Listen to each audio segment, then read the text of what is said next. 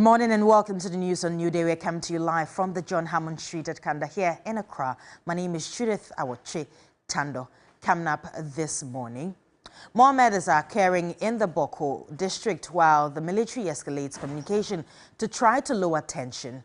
Also this morning, after another week of tension between tricycle operators and authorities in Kumasi, we explore the booming tricycle business there and in Accra. Is it a solution to unemployment or a public nuisance? Also coming up, with 23% increase in alcohol consumption in Ghana over the past 2 years, we tell the story of persons trying to overcome alcoholism and its impact on health. And on the international front, delegation of senior Nigerian Islamic scholars say Niger junta is open to diplomacy after meeting junta head. Details of these stories and many more coming up shortly. Please do stay with us.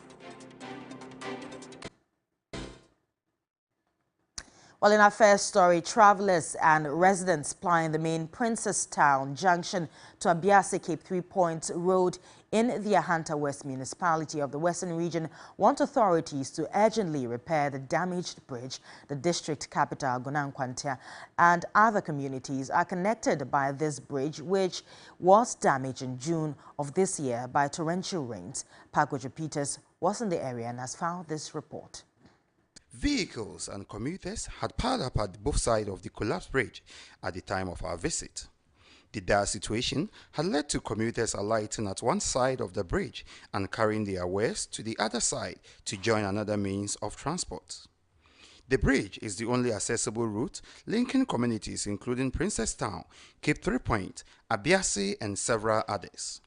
As a result, economic activities have become challenged as commodities including rubber and foodstuff have to be conveyed through this hectic process. Fares have been increased and passengers now have to board about 3 vehicles before getting to their destinations, spending at least about 30 cedis on this journey. It's rather unfortunate because this brings additional cost to commuters between the junction into the towns or villages beyond this area. Ras Eddie, owner of a beach resort at Cape 3 Point, says he has had to close his business. This is the main route for my customer to access my location so that me too I can get revenue to support my living. Patrick Echekwesi is the president of the Western Nzemai Youth League. Since June 20th that this bridge got collapsed, nothing has been done about it. Imagine there is an emergency from Cape 3 Point or Princestown. What will we do? Our humble appeal is for the people to just fix this small bridge or culvert for us to have our road accessible, because we have investment in Cape 3 Point and all that. Let's do some politics now. The National Democratic Congress Ayawaso West Wuogon constituency has officially announced the actor John Dumelo as its parliamentary candidate for the 2024 general elections. In a statement, the party says upon further consultation with the party hierarchy and constructive discussions with all the aspirants, the 2 other aspirants in the race have graciously accepted to give the nod to John Dumelo to represent the party. As a result of the harmonious agreement, the constituency proudly endorsed and presents John Dumelo as the official NDC parliamentary candidate for Ayawaso West Wuogon for the 2024 elections. The party extends its heartfelt gratitude to the other aspirants who have demonstrated their loyalty to the party and its values by making this selfless decision for the greater good of the NDC and the Ayawaso West Wuogon constituency. The statement called on all party members, supporters, constituents, and the public to rally behind John Dumelo and support his campaign wholeheartedly towards victory for the NDC in Ayawaso West Wuogon and Ghana. Constituency executive again expressed appreciation to the efforts of the party hierarchy in reaching this consensus.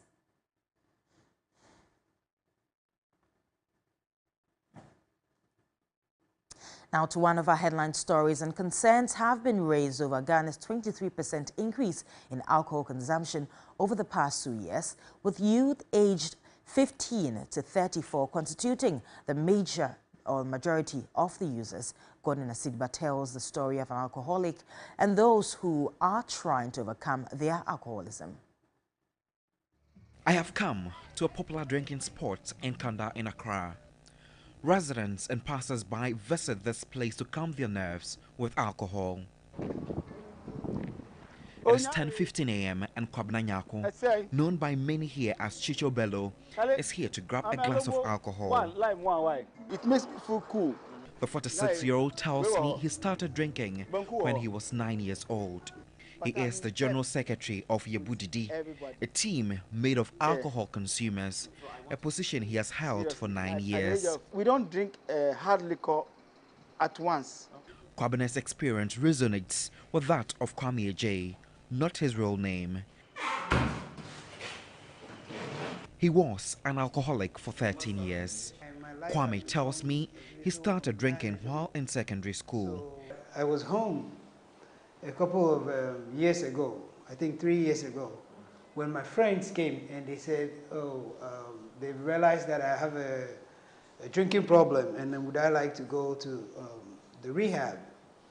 And honestly, at that time, my life had become a little unmanageable. I could not really take care of myself. So when they suggested that I go to the rehab, I didn't hesitate.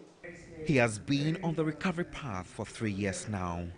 Kwame is now a member of the Alcoholic Anonymous Fellowship, overcoming the challenge of alcoholism that almost cost him his life at an early age. I knew there was something wrong with me, but I couldn't really figure out what exactly was going on with me. But when I got into the treatment center, they taught me what alcoholism was. And that's when I was like, whoa, this is actually what was happening to me. Alcohol use disorder is a medical condition. A combination of medications, behavioral therapy, and support can help a loved one recover. Hilary Salasi Nutako is a psychiatric nurse and addiction counselor at the Accra Psychiatric Hospital. It's on the rise because if the youth who are the future leaders of our nations will be admitted on alcoholism grounds, then probably we are in danger. It should be a worry to you and I and the nation as a whole. Alcoholism takes much time in the rehabilitation, so there's the need for public education on alcoholism. According to the Civil Society Group Vision for Alternative Development Ghana, alcohol is the most commonly used addictive substance in Ghana. Alcohol intake has increased by 23% in the last 2 years, with intake prevalent among youth aged 15 to 34 years. We have done the consultation together with the relevant agencies, FDA, Mental Health Authority, WHO, and the CSOs. And currently we have a draft that has gone to the Office of the Attorney General. They have cleaned it up for us and we have communicated officially. Volta region has the highest male prevalence of 42%, while Upper West region has the highest female prevalence of 37%. Advocates attribute this to the lack of control over the promotion of alcoholic products. Ghana is currently reviewing its alcohol policy, the Public Health Act, Act 851, to ensure proper legislation. The next time you grab a bottle or a glass of alcohol, you might want to think twice before you consume it. Godwin Asideba, TV3 News, Accra. Now, there's growing encroachment of tricycles in cities across the country.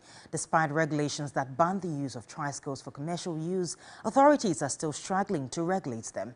In this report, we explore the extent of encroachment as well as the lack of political will to ban their operations. Like every other day, commuters are rushing to beat the early morning gridlock. And here at the Dummy Market, tricycles are in high demand. It helps us a lot. You see, sometimes when you are going to campus and treasure is not coming, you can pick this to the village and then proceed from there. Unlike regular vehicles, tricycles provide a quicker and cheaper alternative for most commuters, and so it is most preferred. From Dummy to Pillar 2, taxi 3 cedis, 80 pesos. From Dummy to Pillar 2, taxis take 3 cedis, 80 pesos. Tricycles take 3 cedis. You can use the 80 pesos to buy sachet water.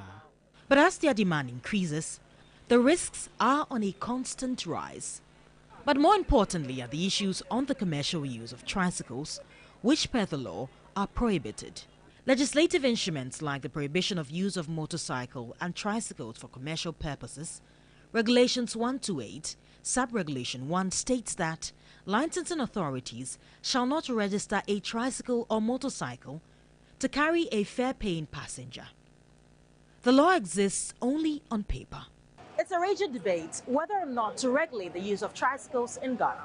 And while major regulations are in place to prevent their commercial use, there's rather growing encroachment of tricycles in major cities and towns. Call it political expediency if you want, but clearly there's a lack of political will to either regulate or ban their use altogether. In November 2021, tricycles were banned from using major highways in Accra. In Kumasi, the decision to ban the tricycles from the Central Business District has been met with strong resistance, with the argument that it is often an important source of employment. The employment element has made the tricycle conversation political too. A significant number of the operators are in the Asawase constituency, and the MP says if required, he will lead a demonstration against the directive.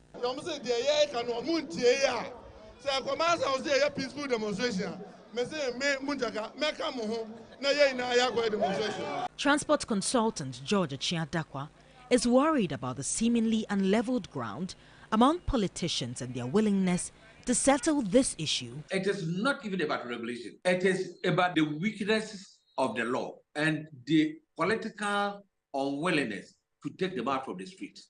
If a government has failed in its pursuit of granting people employment, does that mean people should take upon themselves and do things that are unsafe? It remains uncertain whether or not government will finally clamp down on commercial tricycle use.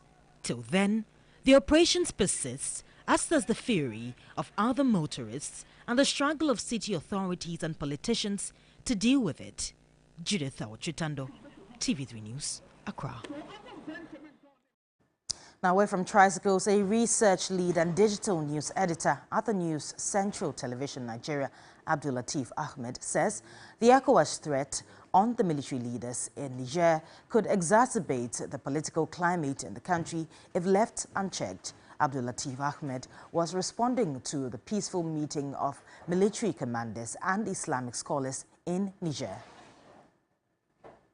A couple of them are very well respected in Nigeria. Essentially, I am of the opinion that they had sent letters to the junta because there was a communique that was issued, I think in Sokoto, even before the Sultan went to Niger Republic. So I think from the tone of the message, the junta was able to look through and accept some of the measures that were adduced by the Islamic scholars. Sometimes you have to explore as many approaches as possible, conciliatory moves as much as possible. So it's a thing of joy, because I mean, even this is coming as a thing of joy because the junta had already said they had severe ties with Nigeria, considering how much Nigeria has continued to try to talk to the junta. So this is coming as a really exciting news that the junta is willing to dialogue at this moment. You cannot negotiate while issuing out threats, but at the moment the sanctions are still in place. In any case, you would rather negotiate and see the best way out of it, get concrete promises from the government and see how you can navigate around that. Because my utmost worry is the ordinary Nigerian person who is affected by these sanctions, and those who can no longer trade and transact between the borders, those whose businesses have been affected. So yes, it's the reality. We cannot do away with that. And if we're looking at conciliatory moves, then we have to be diplomatic about it and look out for how we can resolve these issues with the junta in place. Let's head to Boko now. And following the shooting incident in Boko Township on Friday, August 11, which left one person dead and 3 others hospitalized in severe conditions, 5 people were taken into custody with firearms. In the meantime, peacekeeping forces have stepped up their search for other suspects in the most recent atrocity in the Boko municipality. In another development, Friday night at Waliwali in the northeast, a truck carrying animals from Wairanga in the Tempani area was set on fire alongside other animals.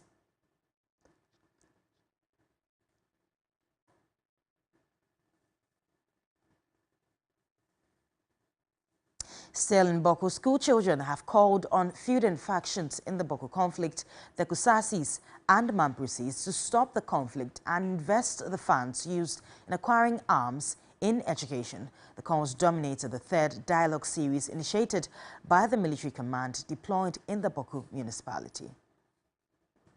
Educational complex are called on the goodwill of Boko to bury their artists, lay down their weapons, sell their guns and invest well in our education. Since June of this year, a policy aimed at influencing the populace to embrace peace has been adopted by the military command in Bazua in the Upper East region. The military deployed to the area is responsible for ensuring peace and coexistence among people in the Boko municipality and its surroundings. The third of the monthly dialogue series came in the form of an open day where pupils of basic schools were allowed to access the Bazua camp to interact with officers and men. The pupils took turns lamenting the devastating impact of the conflict on the entire eastern corridor in the Upper East region. Gunshot has now become the order of the day. Hardly a day or two will pass without recording number of deaths. This has made life very difficult for us and our parents. We are silent anytime we record the lost glories of our beloved town. Replace your sorrow with hope. Reverse and abandon your ego. We don't need your God. Replace them with ghosts. Take a decision now. We should develop an attitude of positivity, attitude of forgiveness, attitude of the following legitimate ways of addressing your issue, attitude of empathy, attitude of the mind. Lawlessness has taken over our beloved town. Yes, it is pathetic. Our education is in demand. Businesses have no leg to stand. Murder has become the order of the day. We need peace. Yes, we need peace. The commanding officer of the peacekeeping force, Colonel Entry Ewadakwa, urged the feuding sides in Boko to cease fire for the sake of their children's future. Peace lies with us. Once we say peace, we have peace as a people, we have peace. We just shun what is bad, what is odd, what is evil, and then stick to what is good. And it's our duty as parents, elders in the community to make sure that we create that an enabling condition, and then peace for Boko should be the way forward for our own country. The devastating effects of the conflict between the two feuding parties, Kusasis and Mamprusis, have led to the loss of many lives and the destruction of property. This has stalled development in the area. The two groups have been engaged in conflict over chieftaincy issues.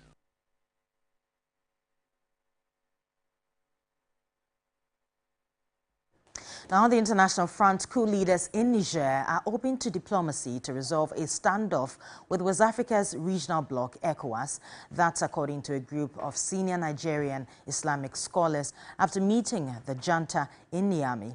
Now, the visit comes as the Economic Community of West African States explores its options to restore civilian rule in Niger, including potential military intervention. In a sign, the bloc is still pushing for a peaceful resolution. ECOWAS chairman and Nigerian President Bola Tinubu approved Saturday's mission to Niamey by the delegation of Islamic scholars who had vowed to promote dialogue. Sheikh Abdullahi Balalau, who led the delegation, said the group's meeting with junta leader lasted several hours. The coup leaders previously rebuffed diplomatic efforts by ECOWAS, the United States, and others.